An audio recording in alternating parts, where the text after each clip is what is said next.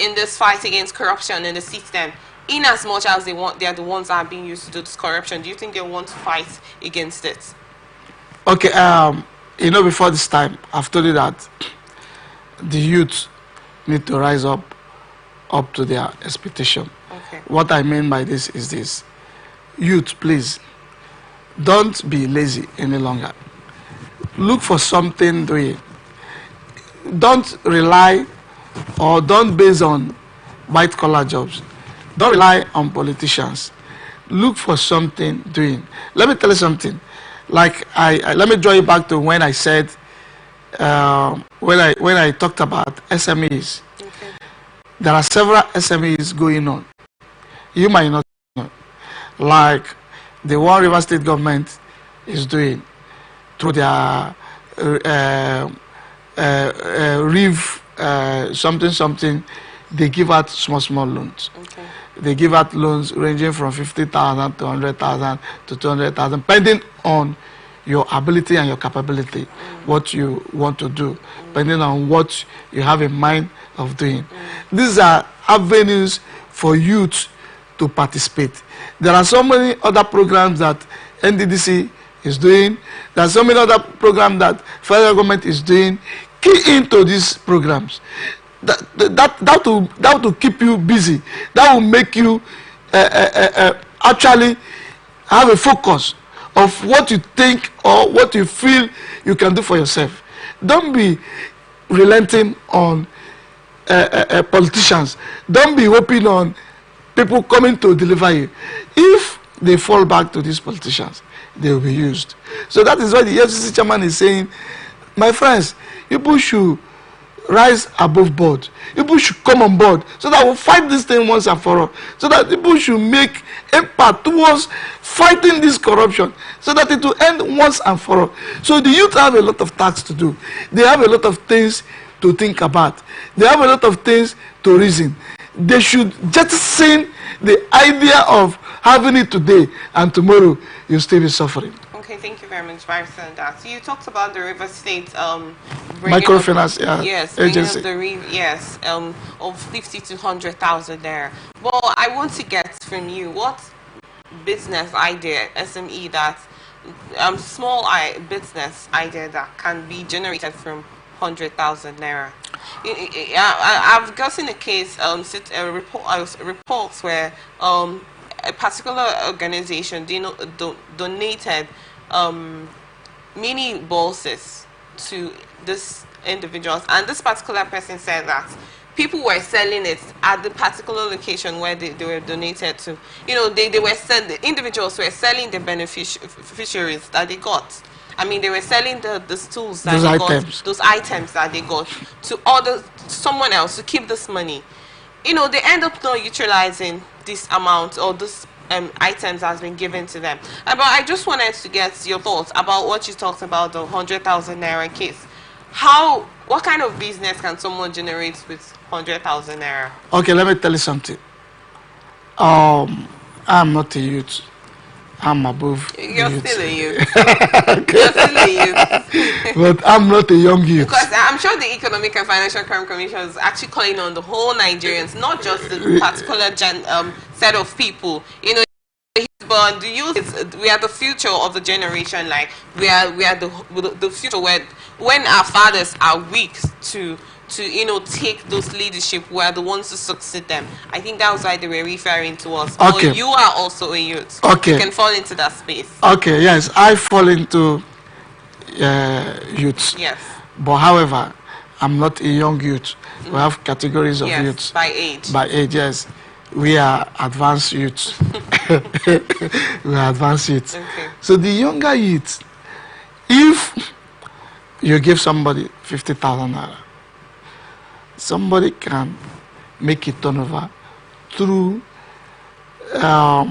starting up a Gary business. Let me tell you something.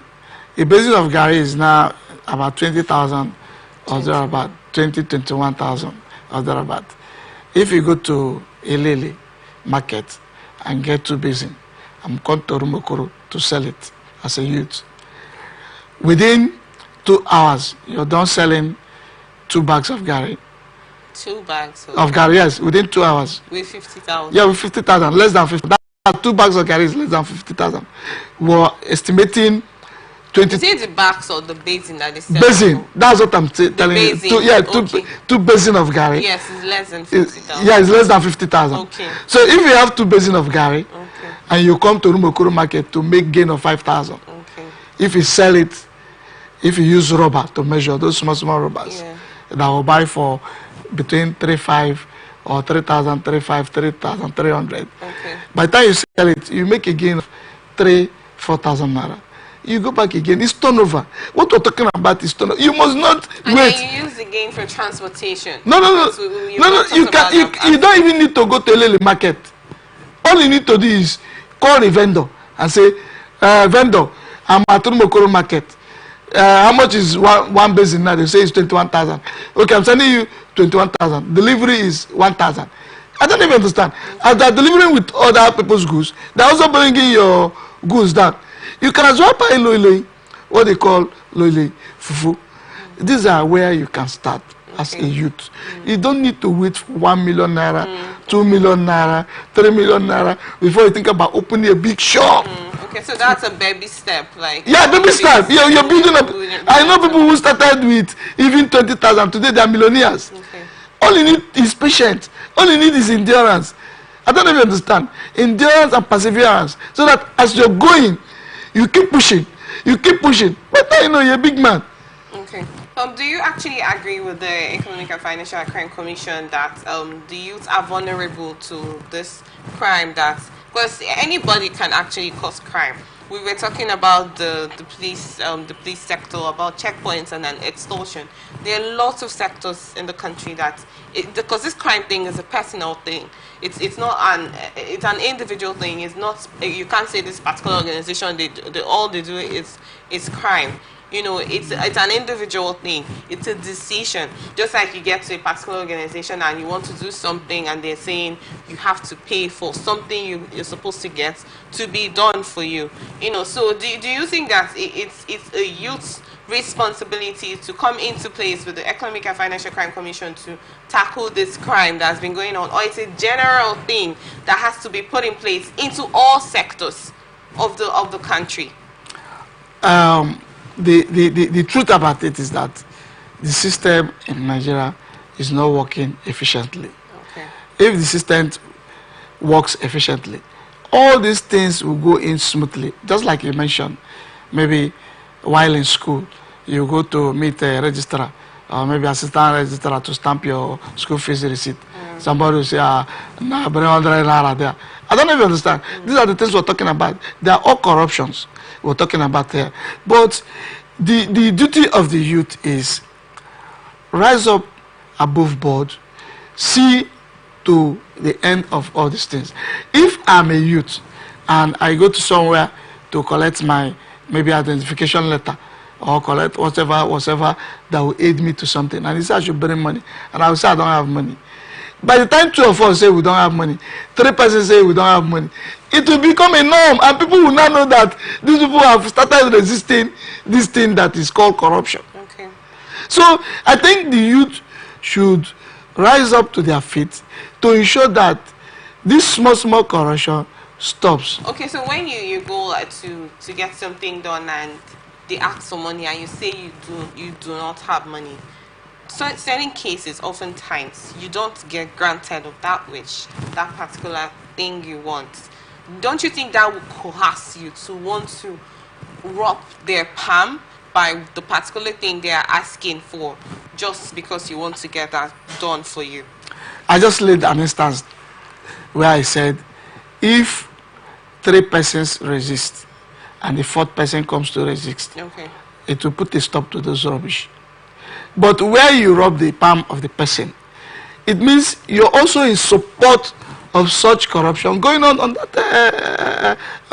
parastatal. So all you need to do as a youth is you resist. The next person will come and that is what EFCC chairman is talking about. He's talking about the youth rising up to resist all this corruption going on in the system. Like somebody tells you to come and carry ballot box and you say that you're not going to carry, you're not going to stuff ballot box, it ends, the person will be disappointed. But when you go to carry those ballot box, which means you've also participated in such corruption. Yes, I talked about this ballot box snatching. That most of these youths, it's not what they want. I'm not trying to justify their action. It's actually a wrong notion. It's actually a wrong thing to do. Most of them do not have, they don't have choice. Some of them literally sacrifice their lives, but most times they get shot by the officials that there, overseeing the electoral processes. You know, it's more like putting your life at risk just for merely 50,000 and 100,000, what have you, any amount that's been offered to them. You know, and so sometimes I ask questions, and some say we have no choice. We do not have food. We don't have any money, and then these people offer us just a snatch box for 200,000 naira, and we decide to do it. You know, don't you think sometimes situations call for them to actually do the things they don't want to do? I don't know. I just want to Okay. make me understand. Okay, like I said before, that if the youth resist all these people, if they resist them, Okay. if they resist all these politicians, they will end up being a perfect people in life. But the problem is this. Let me tell you the problem. Because the youths are lazy. Because the youth don't want to do anything. Okay, because they want, yes, I keep going back to the former president, what the former president said. Because the youth wants it now. They don't know how you got your own money, and they want to get their own now. They want to indulge into fast track. They want to indulge into making it quick. They have that quick syndrome. That is why they are being lured into all these practices. Ordinarily, as a youth, like I just cited an instance where somebody will go to a Lily market, get to the business of Gary, and start doing business, and at the end of the day, you make gains and make turnover. You know, if they indulge in such ventures, it will make them grow. Okay. Over time. Thank you very much, Barrister, on that. I would have loved to continue, but this is where we wrap it up on this episode of Blowout. Thank you so much for joining us, and thank You're you welcome. for being here. You're and we'll hope you be here some other time to join us to hear more of your analysis on the situations